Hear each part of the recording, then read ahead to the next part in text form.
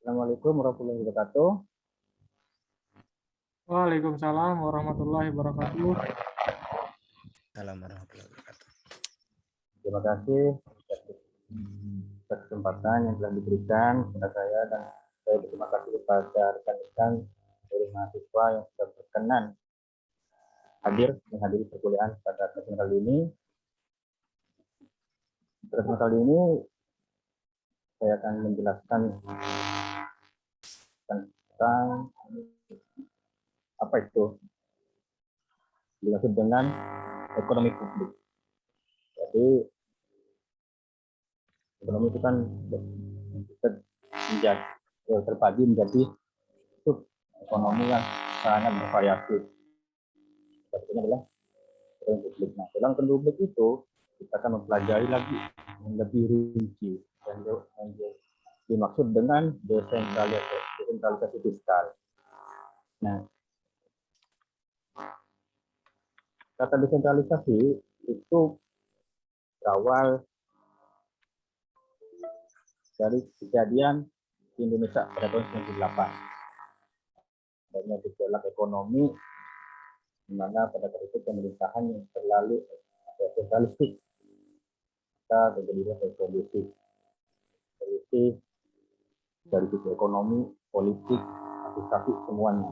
Nah, tidak ada lepas dari administrasi kebijakan fiskal itu sendiri, di mana hampir semua yang dulu dikelola oleh pemerintah pusat, semua kebijakan di daerah itu minta izin ketika tidak dulu, dan itu membutuhkan waktu yang lama, membutuhkan administrasi yang sangat lama.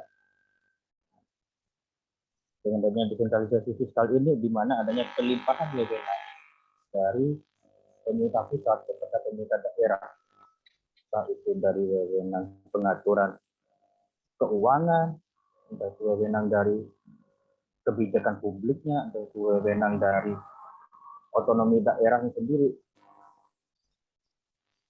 Nah, pelimpahan-pelimpahan itu menjadikan satu daerah mempunyai hak otoritas terhadap pengelolaan sumber daya alam atau pengelolaan sumber daya manusianya yang disesuaikan dengan kearifan lokal dari daerah tersebut. Nah,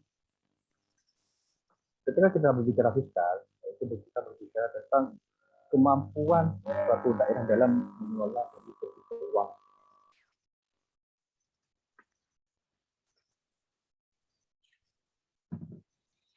Untuk PPT-nya bisa di-share, bisa dikirimkan di YouTube.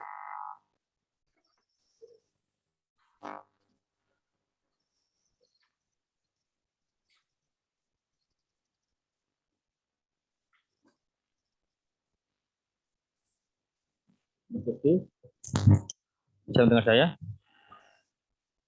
Bisa, Pak? Bisa di-share di grup PPT-nya.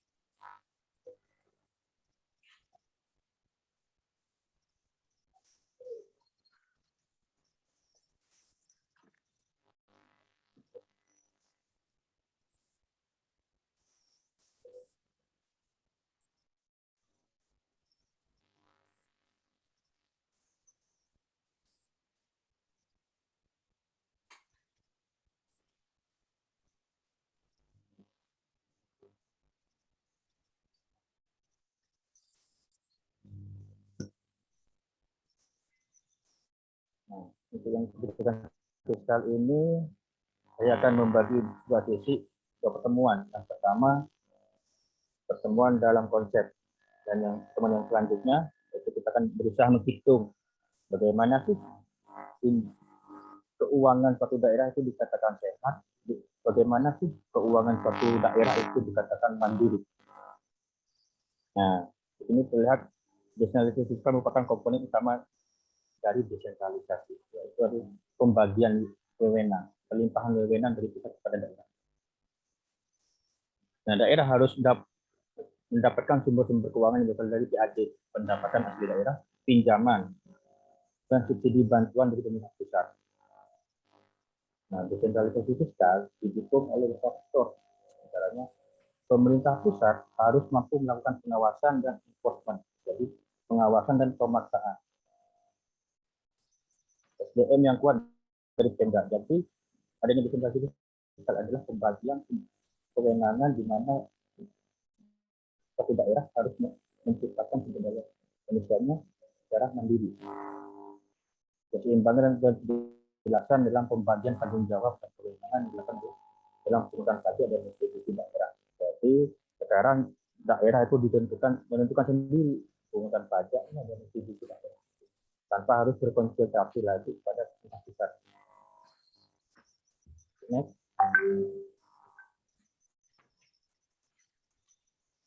Lanjut.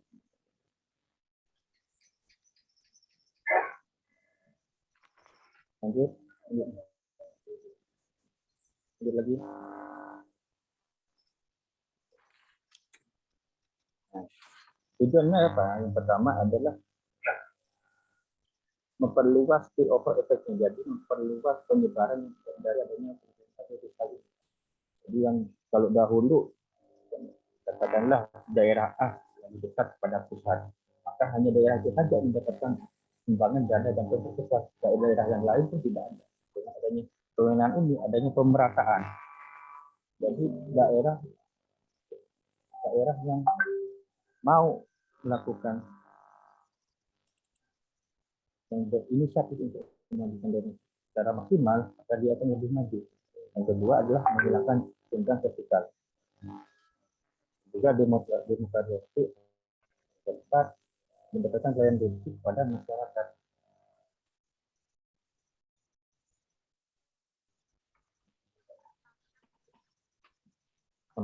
Sampai di sini, apakah ada pertanyaan tentang adanya desentralisasi fiskal? Pak, saya mau sedikit memberi tanggapan. Berarti desentralisasi ini sangat mendukung ini ya Pak, adanya otonomi daerah ya. Ya, memang otonomi daerah itu merupakan bagian proses dasarnya. Jadi desentralisasi fiskal itu hanya bagian program dari pemerintah itu sendiri. Oh, oke Pak, oke Pak. Oke, Pak Fahri, saya masuk ya. Jadi gini, Mas Rizky, untuk desentralisasi fiskal sama otonomi daerah itu sebenarnya kan saling berkaitan. Artinya apa? Kenapa? Di dalam suatu pembangunan daerah itu pasti membutuhkan yang satu adalah sumber daya modal yang kita kenal dengan adanya investasi. Terus kemudian ada lagi juga kualitas sumber daya manusia atau human capital. Nah, kalau kita lihat beberapa kasus ya yang kita yang kita ketahui atau mungkin sebuah studi gitu kan. Nah, data-data dalam hal itu menunjukkan bahwa salah satu contoh seperti ini, transfer dari pemerintah pusat maupun pemerintah daerah yang lagi booming-boomingnya saat ini kan desa kan ya. Dia kan juga sebagai otonomi daerah, artinya mempunyai kekuasaan untuk mengelola, kemudian mengatur dan nanti semuanya akan dipertanggungjawabkan secara akuntabel. Makanya yang perlu kita ketahui kan ada pemerintah pusat, kemudian pemerintah daerah, hingga nanti pemerintah desa. Nah, kalau kita kaitkan semuanya ini sebenarnya saling berkesinambungan gitu Mas Fahri. Oke, mungkin yang lain bisa menambahi atau seperti apa? Saya masuk sedikit bertanya. Untuk sekarang ini, kalau di Indonesia itu dilihat dari sekarang bagus atau Mohon maaf Mas, suaranya pecah-pecah. Mungkin bisa di kolom chat dulu.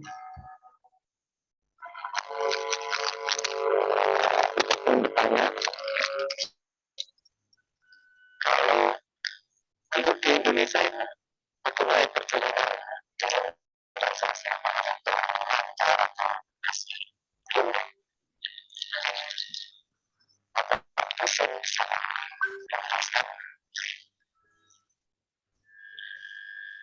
Oh ya, baik, saya mengerti. Jadi menurut Mas Wali barusan menanyakan apakah implementasi pembahasan fiskal di Indonesia itu sudah terkategori baik atau tidak.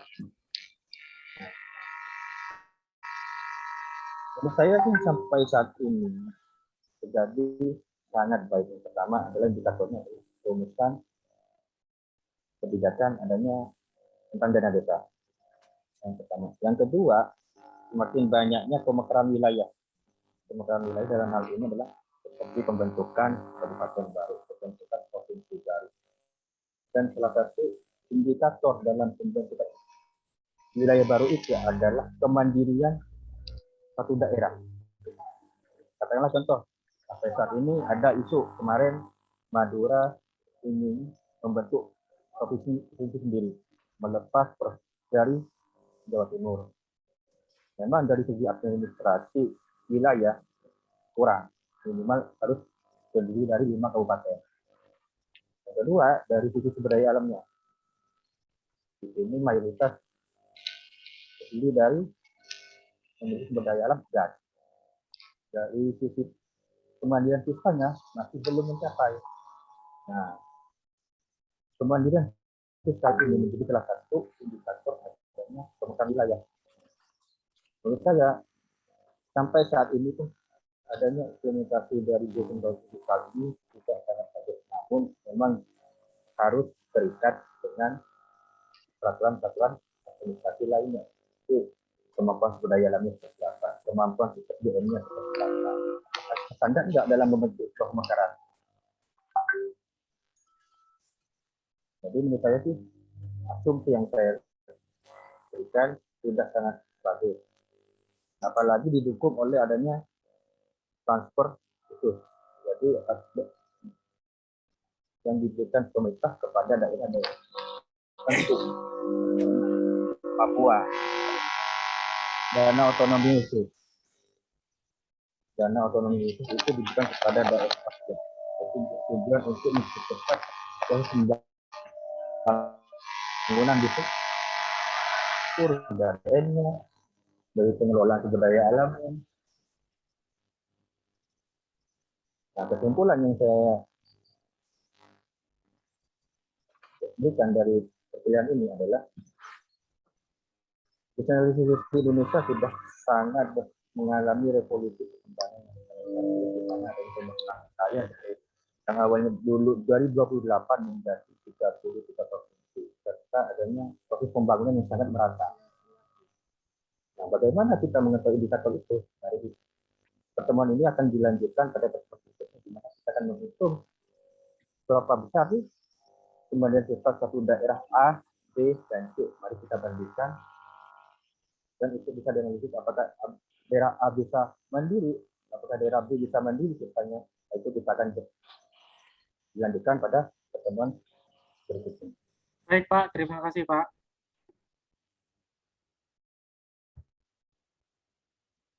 Sekian yang bisa saya sampaikan. Ada kesalahan dan kekurangan, mohon maaf.